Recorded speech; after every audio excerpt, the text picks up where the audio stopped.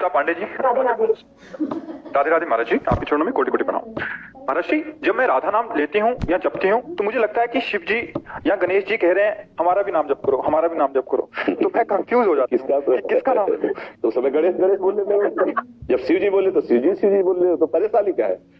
वैसे हमें लगता है एक कोई भी नाम जप करोगे सब प्रसन्न हो जाएंगे। तो भक्त तो इसी पचड़े में फंसा रहेगा, किस किस को प्रसन्न करे।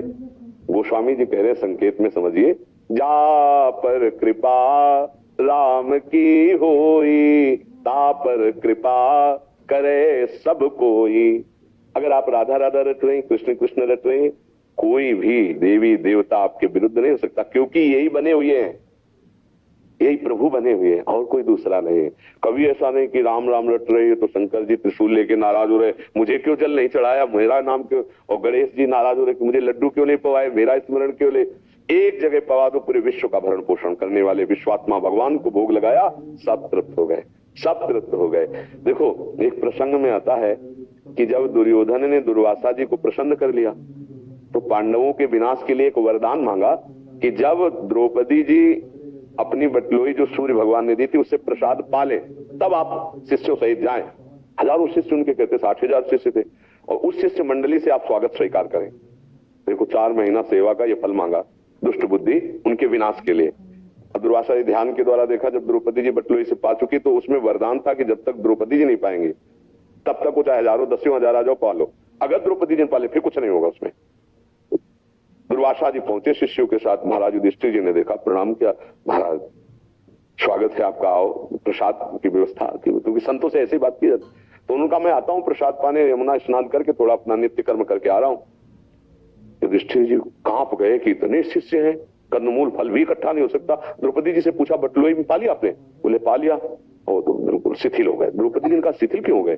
बोले दुर्वासा जैसा महर्षि आएगा और प्रसाद पाने को नहीं मिलेगा, साथ दे देंगे, अब क्या होगा? तो उनका तुम्हें एक बटलोई पर विश्वास है, श्री कृष्ण पर नहीं, जो विश्व का भरण पोषण करने वाले, जे ही याद किया, क्योंकि चीरहरण से और विश्वास शरणागति पुष्ट हो गई थी, जे तो भगवान देखा सामने से आ रहे, कृष्णा बहुत भूख लगी, द्रौपदी को कृष्णा कहते थे। उनका समस्या तो प्रभु यही है कि बटलोई में हमने पा लिया, अब कुछ है नहीं, वनवास का समय था, तो लाओ बटलोई। अब देखो भगवान की महिमा देखो, एक कोई पवित्र पतिव्रता पात्र मार्जन करेगी तो झूठा रह जाएगा क्या? पहली बात। दूसरी बात, जब सूर्य भगवान ने कह दिया द्रौपदी के पानी के बाद बटलोई में कुछ नहीं बचेगा, तो कुछ नहीं बचेगा। भगवान ने कहा बटलोई ला, बोले प्रभु तो धोखे रख दी, बोले लाओ। तो देखा एक शीत है, कहां से शीत आ गया? क्या द्रौपदी जी को पात्र मार्जन करना नहीं आता कि झूठा लगी रहेगी? क्या भगवान सूर्य ने कहा कि पानी के बाद कुछ नहीं बचेगा तो वरदान काम नहीं करेगा? कर तुम अकर तुम अन्यथा कर तुम श्री कृष्ण। वैसे शीत निकाला और आ जाओ ऋषियों को बुला लाओ, और उधर सबके पेट क्या यहां तक अपरा गए। भीम जी गए और कहा प्रभु दुर्वासा जी से, पकवान सब तैयार है, आओ महाराज। बोले भाई आचमन करने की जगह ले गई, जो चाहो वरदान मांग लो, पानी की बात मत कहना, शिष्यों से पूछ लो। शिष्यों ने कहा गुरु जी बिल्कुल यहां तक। एक शीत भगवान श्री कृष्ण ने पाया, पूरा विश्व तृप्त कर दिया, क्योंकि विश्वात्मा है, भगवान के सिवा कोई नहीं। इसलिए जिन भगवान से तुम्हारा अपनापन हो जाए, गणेश जी से, दुर्गा देवी से, हरि से, शिव से, वो सब एक ही है, विविध रूप भाव के अनुसार रखे। तो हम क्या करें, उन्हीं भगवान में आसक्त हो जाए, उनका नाम जब करें, उनको भोग लगाए, उनका तो सबका भोग लग गया। जैसे हम पेड़ के मूल में जल डाल दें तो डाल पत्ता पुष्प सब में पहुंच जाता है, ऐसे ही भगवान मूल है। ऊर्ध्व मूल मधा शाखा मस्वत्थम प्राहुरभ्यम, गीता जी के 15वें अध्याय भगवान वर्णन कर, मैं सबका मूल हूं। वही हरि शिव है, वही शिव हरि है, कोई अंतर नहीं है।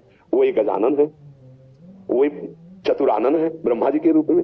इसलिए मुझे लगता है कि ये संशय तो ना करे कि गणेश जी नाराज हो रहे, शिव जी नाराज हो रहे, क्यों बच्चा? ऐसा नहीं, सब प्रसन्न। कोई भी एक नाम जप करो, कोई भी एक भगवान को स्वीकार कर लो अपनेपन से, और उनकी आराधना करो, सबकी आराधना हो जाएगी, सब प्रसन्न हो जाएंगे। प्रश्न ये बहुत आता है हमारे पास, जैसे जो दीक्षित हो गए हैं, जिनको एक उपासना पद्धति मिल गया, उनको तो मार्ग मिल गया है। कुछ ऐसे हैं जो नाम जप करते थे, पहले हनुमान जी का करते थे या किसी अन्य देवी देवता का करते थे, बट अभी जैसे राधा नाम में रुचि हुई या राम नाम में रुचि हुई, उनको बहुत भय बना रहता है कि ये नाराज हो जाएंगे, अच्छा नाराज हो जाएंगे तो हमारा अनर्थ हो जाएगा, ऐसा ये उसके भी मुख्य भाव ये रहता है। हाँ नहीं नहीं नहीं, सब भगवान एक ही है। कभी तुमको ऐसा प्रसंग दिखाई दे रहा हो कि वो पहले उनके भक्त रहे और फिर नाराज हो गए, भगवान ने उनका विनाश कर दिया, आज तक इतिहास में हमको दिखाना किसी भी एक का।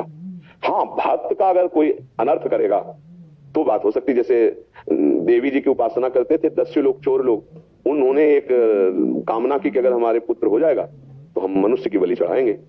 उनके संयोग के साथ पुत्र हो गया तो बलि के लिए उन्होंने एक मनुष्य पकड़ा, दस्यु थे वो तो, और खूब छूट दे दी सब खान पान के सब, वो खूब आराम से, उसको पता नहीं था उसे कहा "ए, खा लो, काटे जाओगे, वहां बलि चढ़ाए जाएंगे"। वो भाग गया पता नहीं कैसे। अब जो उनके जो अनुचर थे उनको पता लगा, भाग गया, तो बोले हमारी बलि चढ़ा देंगे। तो दौड़ के ढूंढने की कोशिश की तो मिल गए जड़ भरत जी। जड़ भरत जी महाराज ब्रह्मानंद में छके हुए। अब इनको ले गए, नहाया धुलाया, खिलाया पिलाया, और देवी के सामने सर ऐसे झुकवा के, और जब काटने किया तो देवी फाड़ करके मूर्ति को साक्षात प्रकट हो गई, और वही तलवार लेकर अपने ही उपासकों को काट के फेंक दिया। जड़ भरत जी ने ना एक बार देवी जी को प्रणाम किया, ना धन्यवाद दिया। देखा कोई रोकने वाला नहीं उठ के चल दिए। ऐसी भगवान की निष्ठा भक्ति। भगवान के भक्त को यदि कोई अनर्थ करने लगे तो उसी का इष्ट उसका नाश कर देगा। अब आप देखो, देवी जी के सामने जड़ भरत जी का गला काटते तो देवी जी को प्रसन्न होना चाहिए।